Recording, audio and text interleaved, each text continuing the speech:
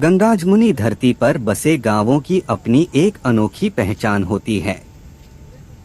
ये गांव केवल घरों और खेतों का समूह नहीं होते, बल्कि यहाँ की मिट्टी में संस्कृति की खुशबू, यहाँ के पेड़ों में इतिहास की छाया और यहाँ की नदियों में जीवन की धारा बहती रहती है।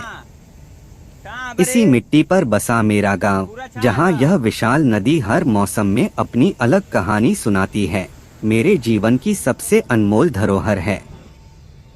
यह तस्वीर जो मैंने अपने गांव की नदी के किनारे से ली है, केवल एक दृश्य नहीं है, यह मेरे अतीत, वर्तमान और भविष्य की गाथा है। इस नदी ने मेरे पुरखों के पसीने को देखा है, हमारे बच्चों की हंसी सुनी है और हमारी माताओं की प्रार्थनाओं को अपने प्रवाह में समेटा है। सुबह सुबह जब गांव में सूरज की पहली किरणें लाल छतों पर पड़ती हैं, तो पूरा दृश्य सोने जैसा चमक उठता है। मुर्गे की बांग, गांव की घंटियों की मधुर झंकार और खेतों की ओर जाते किसानों की टोलियां, यह सब गांव की सुबह का हिस्सा है।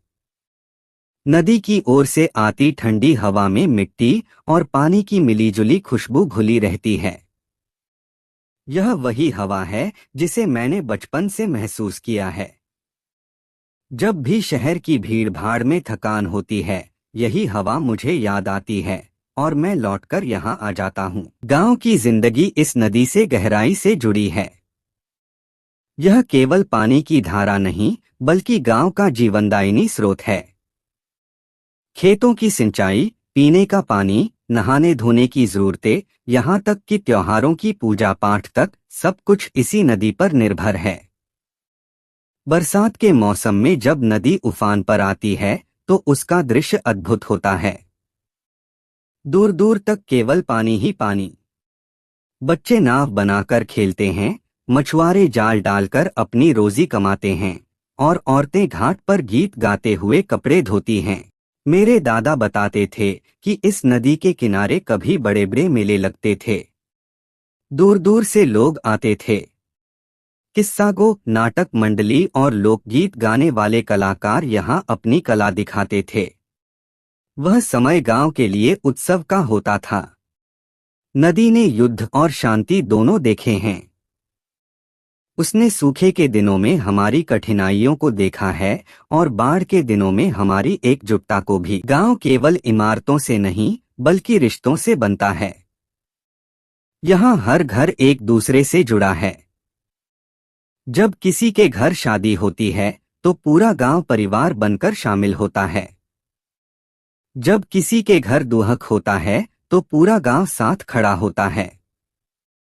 नदी के किनारे अक्सर लोग शाम को बैठकर बातें करते हैं। बुजुर्ग पुरानी कहानियां सुनाते हैं, युवा भविष्य की योजनाएं बनाते हैं और बच्चे रेत में खेलते रहते हैं। मेरे लिए यह नदी माँ की तरह है।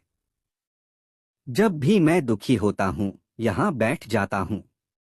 पानी की लहरें जैसे मेरे आंसुओं को चुपचाप अपने साथ बहा ले जाती हैं। जब मैं पढ़ाई के लिए शहर गया था, तो कई महीनों तक यह नदी मुझे याद आती रही।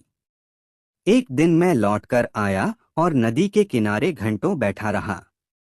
उस दिन मुझे लगा कि चाहे मैं दुनिया के किसी भी कोने में चला जाऊं, यह नदी हमेशा मेरे भीतर बहती रहेगी। दोस्तों, लाइक सब्सक्राइब नहीं किया है तो करो देना कि ऐसा वीडियो हमेशा आपको देखने को मिले। धन्यवाद।